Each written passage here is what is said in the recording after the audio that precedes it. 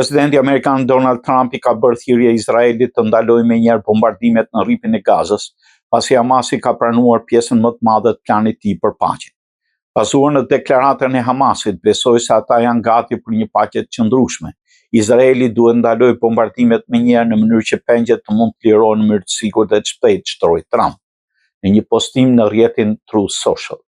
Organizata Islamike Palestineze Hamas ka deklaruar se është e gatshme të hyjë në negociata për zbatimin e planit të Trumpit, përfshirë lirimin e gjitha pengjeve izraelite, si të gjalla ashtu dhe trupave të vdekurve.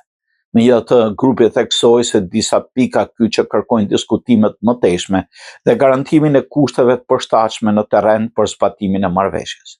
Në deklaratën e saj, Hamas shprehu gatishmërinë për të kaluar administrimin e Gazës në qeveritë përkohshme palestineze të përbërë nga teknokratë të pavarur me mbështetje arabe dhe islame. Grupi tha gjithashtu se çështjet që lidhen me drejtat e popullit palestinez dhe të ardhmen e territorit duhet zgjidhen në kuadër të një qëndrimi të përbashkët kombëtar në përputhje me ligjet dhe rezoluta ndërkombëtare. Plani 20 pikësh i propozuar nga Trump dhe kryeministri izraelit Benjamin Netanyahu përfshin një armë pushim të menjëhershëm, shkëmbimin e pengjeve dhe të burgosur palestinese dhe të rreqen graduale të ushtrisë izraelite nga Gaza.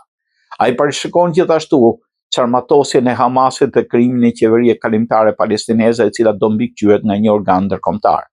Sipas planit, Izraeli nuk mund të aneksojë apo të pushtojë përfundimisht Gazën, ndërsa anëtarët e Hamasit që dorëzojnë armët dhe zotojnë për bashkëtesë paqësore mund të përfitojnë amnisti ose të largohen nga territori. Një forcë ndërkombëtare stabilizuese do të sigurojë rendin, do të trajnojë policinë palestineze për të garantuar sigurinë në zonë. Plani i Trumpit është pritur me miratim ndërkombëtar përfshirë dhe nga autoriteti palestinez, e cili e cilësoi atë si një hap të rëndësishëm drejt zgjidhjes me dy shtete. Megjithatë, në Izrael, partnerët e ekstremit të djathtë të qeverisë së Netanyahut e kanë kundërshtuar ashpër duke kërkuar në vend të kësaj aneksimin dhe ripopullimin e Gazës.